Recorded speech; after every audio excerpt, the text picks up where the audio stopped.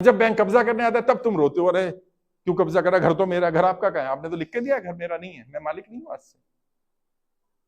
लेकिन ये कोई बता के राजी नहीं। अब बिजनेस का लोन लिया, बिजनेस की स्थिति अच्छी थी, लोन मिल गया, सीसी लिमिट मिल गया, ओडी लिमिट मिल गया, क्रेडिट लिमिट मिल जाता है ना, मिल गया। आज बिजनेस डाउन हो गया, अब क्या करें?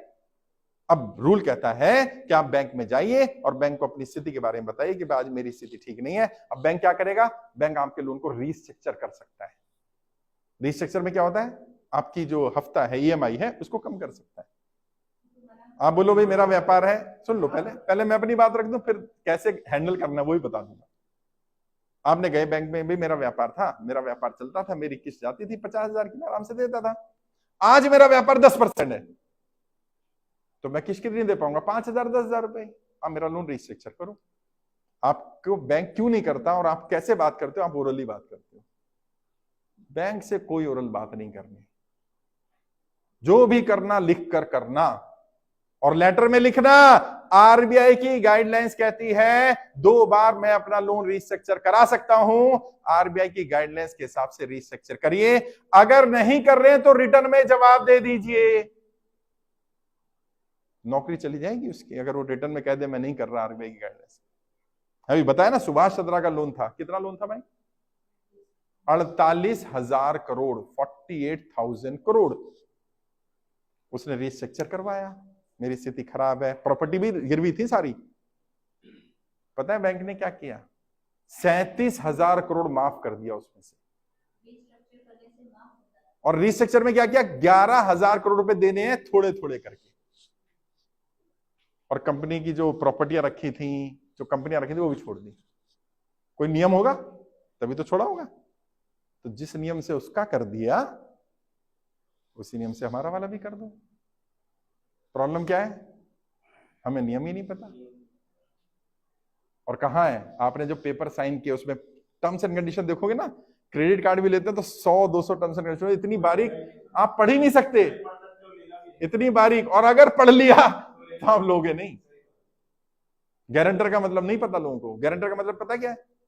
अगर मैं इनका गारंटर हूं और ये लोन नहीं देते तो मैं क्या कह रहा हूं? सारी जिम्मेदारी मेरी, सारी किस्तें मैं दूंगा।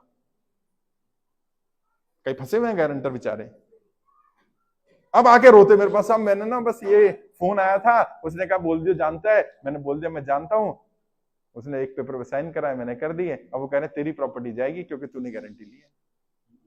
लोग कहते चली जाएगी, चली जाएगी भाई, कानून ऐसा है। ये गारंटर एक्ट पढ़ो ना, क्या कहता है गारंटर एक्ट। हमें किताबों में वो जो चीजें जीवन में काम आनी वो तो पढ़ाई नहीं जा रही है, वो पढ़ाया जा रहा है जो साइन थीटा कॉस थीटा। कितनी बार व्यापार में यूज करा है साइन थीटा, जरा बताना। लेकिन सरफेस एक्ट नहीं पढ़ाया क्योंकि ये यूज होना था ना। ट्रिग्नोमेट्री पढ़ाते रहे हैं, पाइथागोरस थ्योरम पढ़िए ना, पाइथागोरस थ्योरम काम आई जीवन में। मनी मैनेजमेंट आता वो नहीं सिखाया। तो क्या करो, इन्हें गुलाम बनाओ। ये गुलाम बनाने का प्रोजेक्ट चल रहा है पूरा। आम लोगों की प्रॉपर्टी बैंक को दो, बैंक जब्ती कर ले और किसको बेच दे? अमीरों को बेच दे। आम इंसान को गरीब बनाओ। 2 ही कैटेगरी रह जाएंगी, एक अमीर रह जाएंगे और एक गरीब रह जाएंगे। ये जो हम और आप मिडिल क्लासेस को समाप्त करने की प्लानिंग है, सिस्टमैटिक प्लानिंग है। और मैं बता रहा हूं जिस दिन राज खुलेगा ना, सबसे बड़ा राज पता है क्या खुलेगा? बस इतना सा पता कर लो, तुम्हारे जिस भी बैंक में तुम्हारी प्रॉपर्टी मॉर्गेज है, उसने पिछले 1 साल में कितनी प्रॉपर्टियां कब्जा करी, कितनी प्रॉपर्टियां ऑक्शन करी, जिसने खरीदी उसने दोबारा कितने में कितने दिन बाद बेची। अब यहां से एक चेन निकल के आएगी कि जो प्रॉपर्टी खरीदी गई, बैंक ने जब्ती करी, उसने जब नीलाम करी, वो कुछ खास लोगों, खास कंपनियों ने खरीदी, सस्ते में खरीदी। 50 लाख की प्रॉपर्टी 15 लाख 20 लाख में खरीदी, 6 महीने बाद ही वो प्रॉपर्टी 60 लाख में 55 लाख में बेच दी गई। बैंक को क्यों नहीं ग्राहक मिला वो 50 लाख वाला जो इसको मिल गया? यानी कुछ दाल में काला है। और किसी बैंक का पता कर लेना। और कैसी चाल चली जा रही है? तुम्हें क्या कहा जा रहा है? तुम्हें कहा जा रहा है हर सर पे छत होनी चाहिए, है ना, घर तो होना ही चाहिए। और बैंक क्या कर रहा है पता है? बैंक की कोई भी ब्रांच अपनी खरीदी हुई नहीं, सारी किराए पर है। और सारी प्राइम लोकेशन है, उनका किराया भी महंगा जाता है, 2-2 लाख 3-3 लाख रुपए। अगर हमें तो कहा जाता है जितना किराया दोगे उतने की किस्त बनवा के घर अपना कर लो।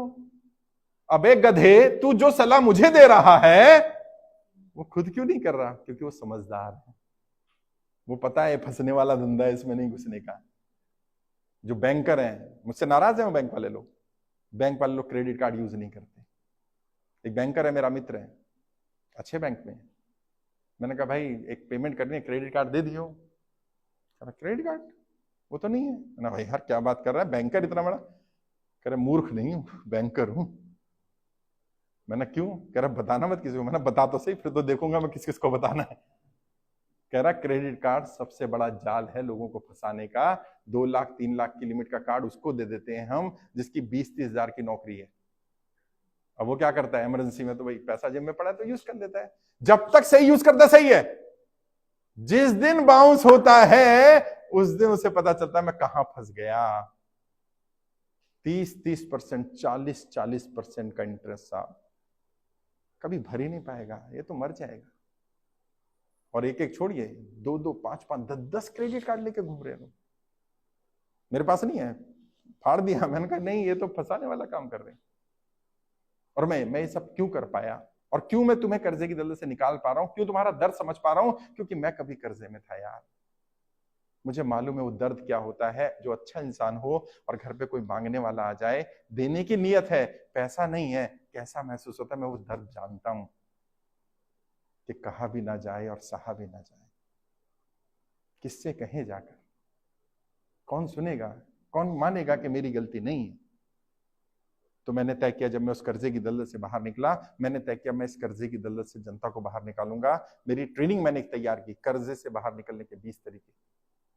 वो ट्रेनिंग पेड होती थी, व्यापारी को देता था, फीस होती थी 5,000 रुपए, फ्री कर दी। और उससे लाभ ये हुआ कि लगभग 20 लाख लोगों ने ट्रेनिंग अटेंड की। और इस सरकार ने, तानाशाही सरकार ने क्या करा, वो यूट्यूब चैनल ही बंद कर दिया। क्यों सिखा रहा है तू इनको कर्जे से बाहर निकलना? अरे तुम्हारा पैसा नहीं ले रहा यार, मैं उस व्यक्ति को गाइड कर रहा हूं, बेटा फंसना मत, फंस गया तो ऐसे ऐसे निकल जाओ, मैं भी ऐसे निकला हूं। नहीं, तुम नहीं सिखा सकते, बताओ। ये आजादी, ये डेमोक्रेसी है, ये तानाशाही है। और मैंने रामला मैदान से, आप में से कोई पता नहीं रामला मैदान आया कि नहीं आया? कितनी संख्या थी, कितने लोग थे वहां पर भाई? 2.5 लाख लोग थे साहब, पैर रखने की जगह नहीं थी वहां। मैंने वहां से भी कहा था, मैं फिर कह रहा हूं, मैं नहीं चाहता कि मुझे किसी नेता के खिलाफ बोलना पड़े, किसी पॉलिटिकल पार्टी के खिलाफ बोलूं। हमारी किसी नेता किसी पार्टी से लड़ाई नहीं, लेकिन अगर ये नेता सुधरेंगे नहीं, अगर ये पार्टियां यही सब करते रहेंगी कि जाति धर्म में लड़ाते रहो और इन्हें यूज करते रहो, इनका वोट लेते रहो, तो अब ये ज्यादा दिन चलने वाला नहीं। फिर आपके बीच में से, जनता में से जनता के प्रतिनिधि चुने जाएं, और असली डेमोक्रेसी तभी आएगी। अभी सुबह हम गाड़ी में आ रहे थे, राजेश जी ने कहा सर बहुत बढ़िया है, असली डेमोक्रेसी तभी आएगी भारत में जब जनता नेता बने, जनता चुनाव लड़े। अभी जनता नहीं, नेता चुनाव लड़ रहा है, जनता को आना पड़ेगा। और तुम्हारे बीच में से तुम्हारा कोई साथी, तुम्हारा कोई भाई लेके आएंगे जो कर्जे में हो, कि भाई ये तुम्हारी आवाज उठाएगा सदन में, क्योंकि तुम्हारे सांसद तो नहीं उठाएंगे। गुजरात के सभी 26 सांसदों को हमने पत्र भेजा। क्या मांग करी? भाई आप जनप्रतिनिधि हैं, सदन में ये मुद्दा उठाओ ताकि पता तो चले इतने लोग परेशान हैं। एक ने भी जवाब नहीं दिया, सोचिए, एक ने भी नहीं। और अहमदाबाद ईस्ट, जहां से ये हमारे लोकसभा प्रभारी भी हैं राजेश्वर जी, वहां गए तो सांसद पता है क्या कहता है? कहता है भाई मैं जनता की कर्जा माफी के लिए सांसद नहीं बना, और अगर तुझे इतना हमदर्दी है जनता से तो तुम सदन में जाओ और खुद कर लो जनता का कर्जा माफ, मैं तो नहीं करूंगा। बताइए क्या एटीट्यूड है? अरे भाई मित्रों ने तुम्हें पैसा दिया, मान लिया, जनता ने भी तो वोट दिया यार, जनता की इतनी तो बेइज्जती मत करो। है ये तो हमारी गुलाम है, ये तो हमारे हिसाब से चलेगी। लेकिन जिस दिन जनता समझ गई, जिस दिन जनता का भेजा फिर गया कि एक बार इनको सबक सिखा लो जरा। और कई बार होता है, बार बार जीत करना एक अहम आ जाता है, एक गुरूर आ जाता है कि ये जनता कीड़े मकोड़े हैं, ये क्या कर लेंगे, तो एक बार झटका दे दो कि समझ में आ जाए कि जब ये कीड़े मकोड़े अपनी असली ताकत समझते हैं तो ये सत्ता पलट देते हैं। मेरी किसी नेता किसी पार्टी से लड़ाई नहीं है, लेकिन उन्हें सुधरना पड़ेगा, या तो जनता कर्जा माफ कर दे। और मैं कह रहा हूं तुम्हारे यहां भी आएंगे, चुनाव आने वाला, नेता आएंगे, एक ही सवाल कर रहा हूं, भाई साहब जनता का कर्जा माफ करोगे कि नहीं करोगे? बस अगर वो कहे करूंगा उसका साथ देना, बोले नहीं करूंगा, बोलो तू कौन मैं कौन, हम भी साथ नहीं देंगे। सिंपल, किसी पार्टी का हो, हमें कोई फर्क नहीं पड़ता। जो जनता के साथ नहीं है, अब जनता को उसका साथ नहीं देना। देश की जनता मरती रहे, व्यापारी मरते रहे और मैं चुपचाप बैठा रहूं, ये नहीं होने वाला भाई। हम तो काम करेंगे, कर रहे हैं, लगातार काम कर रहे हैं, लोगों को अवेयर कर रहे हैं। और देखो हमारे इस काम के कारण ही क्या हुआ, पिछले लगभग 18-20 महीने में 2 लाख से ज्यादा लोगों को हम आत्महत्या करने से रोक चुके हैं साहब। ये बड़ी अचीवमेंट है। जहां भी जाता हूं ना, 2-4-5 लोग मिल जाते हैं, कहते साहब आज जिंदा हूं तो आपकी वजह से हूं, आपकी वीडियो सुन ली थी वरना आज दुनिया में नहीं होता। यही मेरी अचीवमेंट है। और मैं आपसे भी कह रहा हूं, देखो मैं आज यहां आ गया वडोदरा में, मैं तुम्हारे घर तुम्हारे मोहल्ले में तो नहीं आ सकता, तुम जा सकते हो। बस इतना सा काम कर लो, तय कर लो मेरे मोहल्ले में कोई व्यक्ति कर्जे के कारण आत्महत्या नहीं करेगा। बस इतना तय कर लो। किस जाति का किस धर्म का मुझे मतलब नहीं, अपने इधर 50 घर, इधर 50 घर, इधर 50 घर, इधर 50 घर तय कर लो, सबसे मिलो, बोलो भाई कोई कर्जा हो, परेशानी हो, दिक्कत हो तो बता दियो। कर्ज मुक्त भारत अभियान चल रहा है देश में, अभियान निःशुल्क है, कोई गलत कदम मत उठाना, एक आदमी तेरी लड़ाई लड़ रहा है, संदेश पहुंचा दो उस तक बस। पता नहीं किसका जीवन बच जाए। तुम्हारे व्हाट्सएप में, कॉन्टेक्ट्स में जितने व्हाट्सएप ग्रुप्स हैं, पता है क्या समस्या है, लोगों की गाड़ी दिखती है, घर दिखता है, फैक्ट्री दिखती है, लगता है अच्छा कमा रहा होगा, पता नहीं कितना परेशान होगा। बस व्हाट्सएप पे एक मैसेज डाल दो, क्या देश में कर्ज मुक्त भारत अभियान चल रहा है, अभियान निःशुल्क है, अधिक जानकारी के लिए गूगल पे सर्च कर कर्ज मुक्त भारत अभियान, कोई गलत कदम मत उठाना। मुझे मैसेज मिला, मैंने आगे भेज दिया, बस। ये भी बताने की जरूरत नहीं मैं जुड़ा हूं। पता नहीं किसका जीवन बच जाए, पता नहीं कौन व्यक्ति ऐसा हो जो परेशान हो रहा हो, टेंशन में हो रहा हो, और वो कहे यार नहीं, एक आदमी कह रहा है तो सुन लीजिए इसके। मैं यही कर सकता था, मैं यही कर रहा हूं। मैं कोई सरकार में नहीं, मैं कोई नेता नहीं हूं, मैं कोई सांसद विधायक नहीं हूं, मेरे लोग सत्ता में नहीं है, मैं ज्यादा नहीं कर सकता। कई लोग मुझसे उम्मीद करते हैं कि आप बहुत कुछ करिए, ये भी कर दीजिए, भाई मेरी भी लिमिटेशन है। वैसे मैं आपके लिए सुप्रीम कोर्ट में PIL भी लगा रहा हूं, 12 तारीख को हम लोगों ने तय किया है। अभी आपको दिल्ली आना नहीं है, अभी सिर्फ दिल्ली लोगों के